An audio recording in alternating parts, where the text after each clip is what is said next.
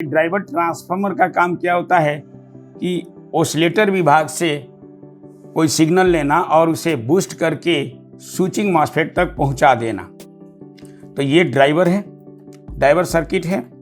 अब ये driver transformer के साथ जो ये सर्किट यहाँ पे लगा हुआ है, ये आप देख रहे हैं।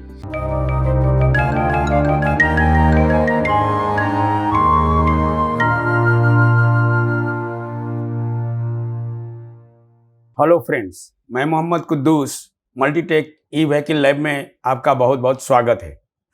दोस्तों, हमारे पास एक चार्जर आया है। आप देख सकते हैं, लिंक पावर नाम का एक कंपनी है जो एक तरह से लोकल चार्जर है। इसका स्वरूप आप देख ही रहे हैं। आज के हम इस टॉपिक में एक विशेष चीज़ सीखने जा रहे हैं कि इसके अंदर मेन कंपोनेंट कौन कौन से होते हैं और साथ ही साथ इसमें जो आईसी लगी है वो कौन सी नंबर की है। तो मैं पहले इसे रीओपन करता हूं और देखते हैं क्या क्या लगा हुआ। तो दोस्तों, मैं इसे खोल चुका हूं। अब आज के टॉपिक में हमें ये जानना है कि इसमें से मेन कंपोनेंट्स के नाम क्या हैं और उसको कैसे पहचानते हैं, और साथ ही साथ इसमें आईसी का नंबर क्या है। तो दोस्तों, हम लोग सबसे पहले मेन कंपोनेंट के बारे में जानते हैं। जैसे कि आप ये देख रहे हैं, इसे रिले कहते हैं। ये थोड़ा सा अलग टाइप का रिले है। तो ये रिले क्यों कहा जाता है और इसका काम क्या है, ये जान लेते हैं। ये रिले एक इलेक्ट्रोमैग्नेटिक स्विच होता है जो किसी भी सर्किट को जोड़ने और तोड़ने का कार्य करता है। जो अक्सर ये डीसी के पाथ में लगा है। ये जैसे आप देखिए, तो ये आपको बैटरी का तार है। ये जो बैटरी का तार है और इसका कनेक्शन आपको इस रिले के स्विच में आया हुआ है। इसे डीसी रिले कहते हैं।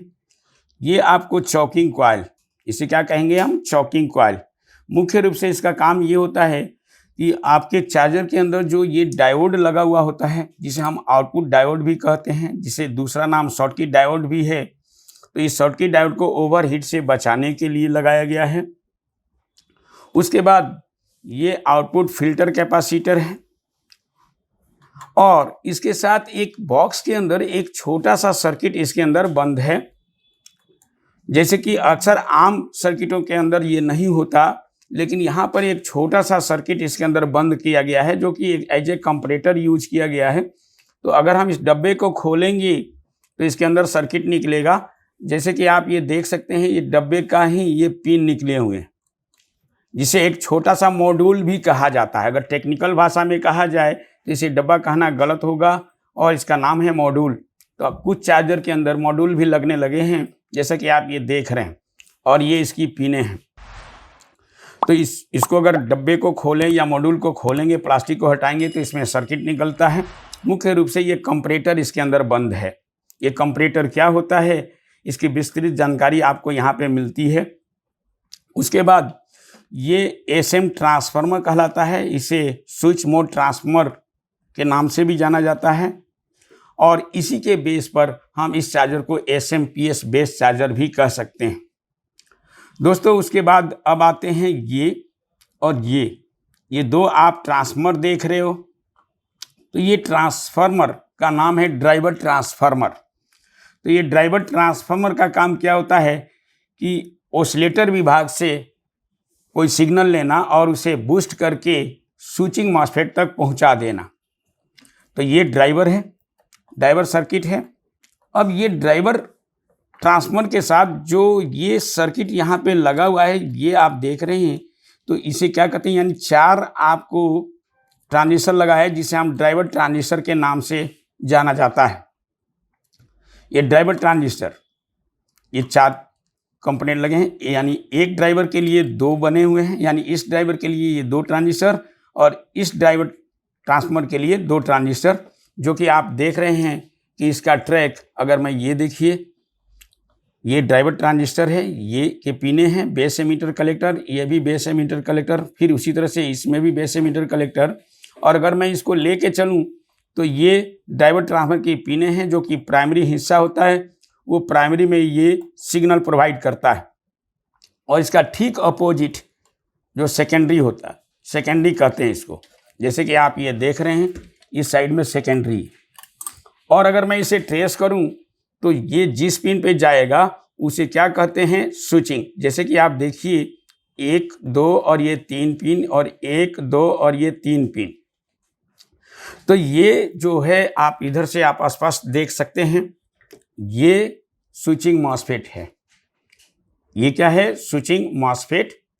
तो ये मुख्य रूप से क्यों लगाया गया है, ये मेन रूप से अगर इसको हम ढूंढें तो ये आपको एसएम ट्रांसफार्मर से जुड़ा होता है।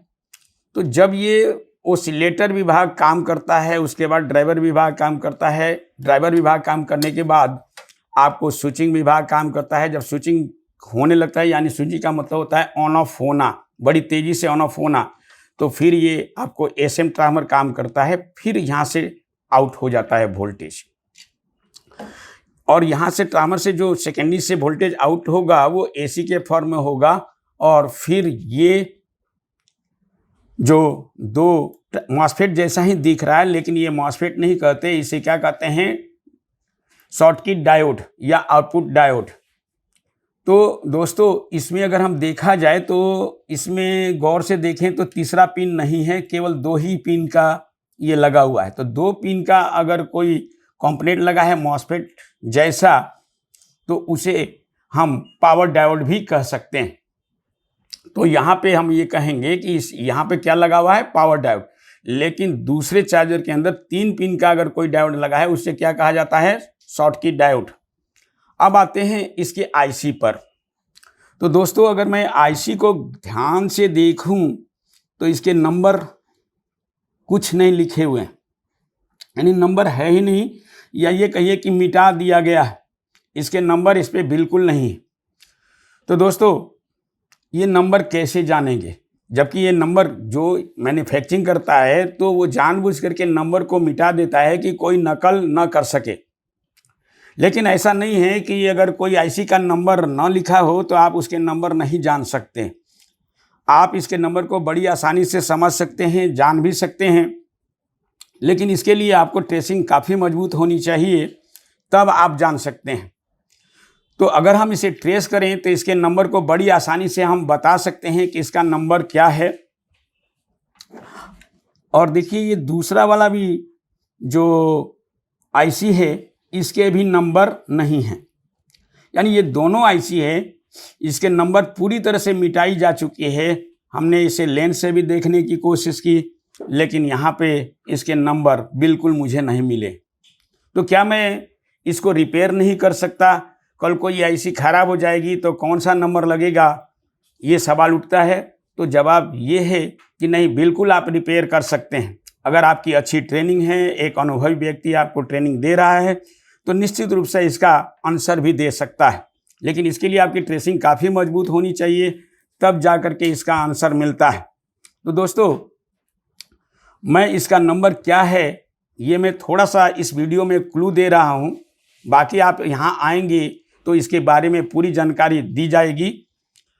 तो इस आईसी का, मुझे मान लीजिए इसका आईसी का नंबर किसी ने मिटा दिया है, तो मैं कौन सा नंबर का आईसी लगाऊंगा अगर ख़राब हो जाए तो दोस्तों इसके लिए सबसे पहले तो ये देखना होता है कि इसकी सप्लाई पिन कौन है, आउटपुट पिन कौन है, ओसिलेटर पिन कौन है, उसके बाद कंपैरेटर पिन कौन है। ये सारी चीज़ें आपको इसके पिन डिटेल्स कैसे, यानी कैसे आउटपुट ढूंढते हैं, कैसे इनपुट सिग्नल ढूंढते हैं, कैसे ओसिलेटर पिन को ढूंढते हैं, कैसे ट्रिगर पिन को ढूंढते हैं, कैसे आउटपुट पिन को ढूंढते हैं, कैसे एनेबलिंग सिग्नल को ढूंढते हैं, कैसे शट डाउन पिनों को ढूंढते हैं। ये सारी जानकारी अगर आपको पता है तो उसी हिसाब से ट्रेस करके इसके नंबर आप जान सकते हैं। लेकिन इस चार्जर के लिए मैं इसका नंबर आपको नहीं लिखा है, फिर भी मैं आपको यहाँ पे बताने जा रहा हूँ कि इसका नंबर क्या है। ये सारी चीज़ें हमने ट्रेस करके पता किया है। तो ये नंबर जो है, ये जो आप देख रहे हैं, ये आपको सारे नंबर देखिए, सारे नंबर लिखे हुए, लेकिन इस आईसी के यानी यहाँ तक कि सारे कैपेसिटर का रजिस्टर के नंबर भी इसने प्रिंट कर दिया, ट्रांजिस्टर का नंबर भी इस पीसीबी पे प्रिंट है, लेकिन आईसी का नंबर इसने गायब कर दिया है।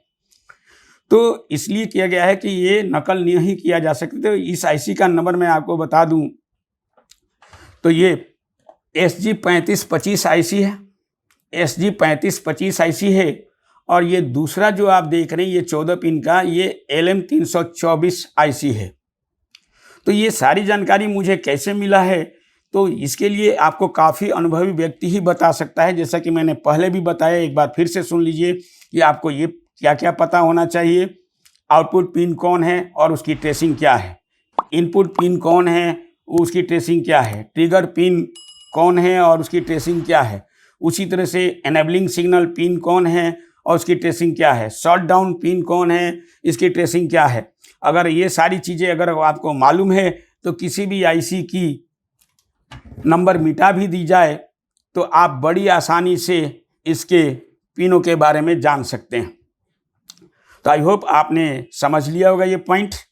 अब आते हैं दोस्तों इधर, ये जो सर्किट है ये आप देख रहे हैं, मुख्य रूप से डीसी बनाने वाला सर्किट है। इसे मेन फिल्टर कैपेसिटर कहते हैं, मुख्य फिल्टर कैपेसिटर कहते हैं। इसका काम क्या होता है, जब एसी दिया जाता है तो ब्रिज के द्वारा डीसी बनाई जाती है। जैसे कि आप ये देखिए, ये ब्रिज डायोड है जिसे पैक ब्रिज डायोड भी कहते हैं। ये एसी लेकर के डीसी में बदल देता है, और जब बदल देता है तो लगभग 311 वोल्ट डीसी प्राप्त होने लगता है। अब ये 220 वोल्ट को जब हम डीसी में बदलते हैं डायोड और कैपेसिटर के द्वारा, तो 311 वोल्ट क्यों बनता है, इसका क्या रीज़न है, या ये कहिए कि वोल्टेज कैसे बढ़ता है, इसकी जानकारी आप अच्छी तरह से जानना चाहते हैं, चाहे वो थ्योरी में या प्रैक्टिकल में, आप दोनों तरीके से आप यहाँ पे सीख सकेंगे। क्योंकि हम आपको थ्योरी के तरीके से भी समझा सकते हैं और प्रैक्टिकली भी आपको करके दिखाया जा सकता है। तो इसके लिए आपको अच्छा नॉलेज है तो आपको उसको समझ सकते हैं।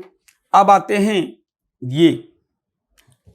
ये सब क्या है, जैसे ये लाइन फिल्टर कॉइल, ये एनटीसी, उसके बाद यहाँ पे एक छोटा सा फ्यूज लगा है, ये डिस्टोर्शन फिल्टर कैपेसिटर लगा है, ये आपको सर्ज बाईपास कैपेसिटर है।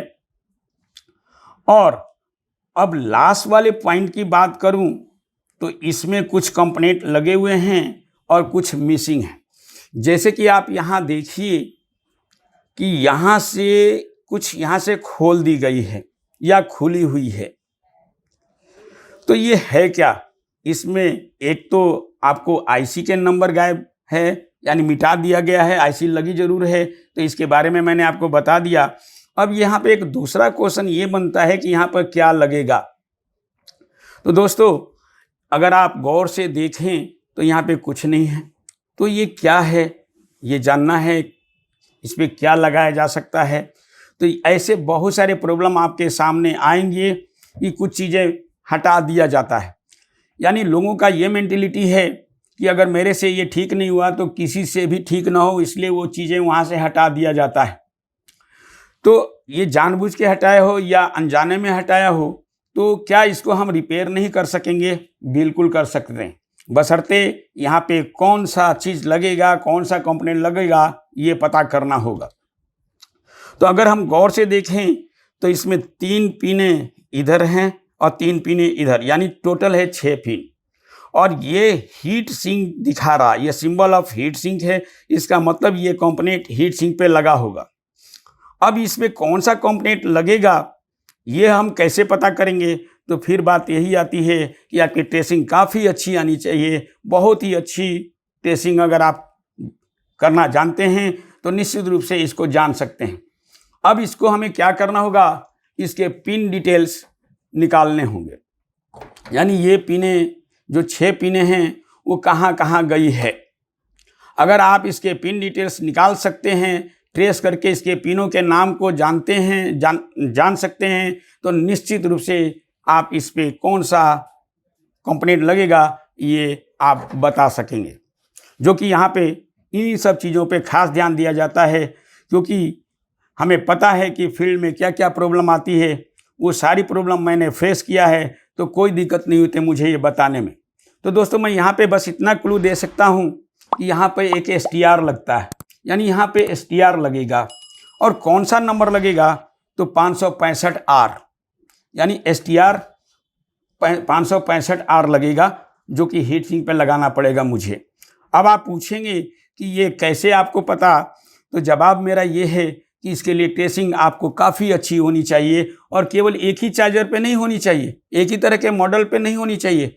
आपको कम से कम, जो ऐसे तो 10,000 कंपनियां हैं, तो कम से कम 1000 का आइडिया आपके पास होना चाहिए। कम से कम हज़ारों चार्जर अगर आप रिपेयर किए हैं तो आप बड़ी आसानी से इसके नंबर को समझ सकते हैं। लेकिन मेन है ट्रेसिंग। अगर आपकी ट्रेसिंग अच्छी है तो आप किसी के नंबर को जान सकते हैं। तो मैंने इसे ट्रेस किया, और ट्रेस करने के बाद मुझे ये पता चला कि यहाँ पे 565R STR लगाया जाता है। तो बहुत सारे लोगों को अभी तक ये नहीं पता कि STR कैसे पहचानते हैं। तो ये सारी ट्रेनिंग आपको यहाँ पे बहुत ही अच्छी तरह से दी जाती है कि STR कैसे पहचानते हैं, मॉसफेट कैसे पहचानते हैं। अगर कोई चीज़ यहाँ से खुल गया है, कोई ट्रांजिस्टर खुल गया है, कोई मॉसफेट खुल गया है, कोई जल गया है, तो उसका कैसे वैल्यू निकालते हैं। यहाँ तक कि रजिस्टर के बारे में अगर आप फार्मूला मुझसे पूछेंगे तो मैं फार्मूला भी बता सकता हूँ कि कैसे कैलकुलेशन करके किसी रजिस्टर के बारे में हम बता सकते हैं। उसी तरह से आप जो है दूसरे चीज़ों को भी जान सकते हैं, जैसे कि कैपेसिटर किसी ने खोल दिया तो कैपेसिटर का वैल्यू क्या लगेगा। अगर मान लीजिए किसी ने यहाँ का शॉर्टकी डायोड हटा दिया, या डैम्पिंग डायोड हटा दिया, या पावर डायोड हटा दिया, तो उसका क्या फार्मूला है। अगर आप इंजीनियरिंग लेवल पर भी पढ़ना चाहेंगे तो हम आपको अच्छी तरह से बता सकते हैं, क्योंकि मैं ऑलरेडी इंजीनियरिंग कर रखा है, तो मुझे कोई दिक्कत नहीं होती है। आप थ्योरेटिकल पढ़ना चाहेंगे और प्रैक्टिकल पढ़ना चाहेंगे तो दोनों हम आपको बता सकते हैं। क्योंकि हमारे यहाँ जो बच्चे आते हैं वो दो तरह के आते हैं। कुछ लोग प्रैक्टिकल पे ज़्यादा फोकस करते हैं और कुछ लोग थ्योरी पे फोकस ज़्यादा करते हैं। तो मेरा जवाब ये है कि यहाँ पे दोनों के दोनों बताई जाती हैं। जिसको जितना इच्छा होता है वो पूछता है, लेकिन हमारे यहाँ ज़्यादातर प्रैक्टिकल पे ध्यान दिया जाता है। लेकिन ऐसे भी बच्चे हैं जो कहते हैं कि नहीं, हमें केवल थ्योरी बताई जाए, तो मैं उसको थ्योरी भी बता देता हूँ, लेकिन उसके लिए अलग से बैठना होता है। तो दोस्तों, इस चार्जर के बारे में जो मेरे पास आया था मैंने आपको बता दिया है। आप चाहें तो यहाँ पे मॉड्यूल भी लगा सकते हैं, बशर्ते मॉड्यूल लगाने आना चाहिए। इसके लिए आजकल चार्जर में बहुत सारे मॉड्यूल लगने लगे हैं। आप चाहते हैं तो अगर ये चीज़ें यहाँ से हटा दी गई है तो इसके जगह पे मॉड्यूल लगाएं। लेकिन मॉड्यूल लगाने से ये दिक्कत होती है कि थोड़ा सा एरर रह जाता है, वो क्लियर नहीं होता है, यानी वो प्रॉपर ठीक ढंग से नहीं चलता। ठीक है। उसी तरह से अगर आपको, हमें ये कोशिश करना चाहिए कि हमें उसका ओरिजिनल स्वरूप देना चाहिए। अगर आप ओरिजिनल स्वरूप देते हैं तो बेस्ट रिजल्ट मिलता है। लेकिन अगर मॉड्यूल लगाते हैं तो वो भी काम करता है, लेकिन उसकी लाइफ कम होती है। तो दोस्तों, ये वीडियो आपको कैसा लगा आप मुझे कमेंट करके ज़रूर बताएंगे। थैंक यू वेरी मच दोस्तों।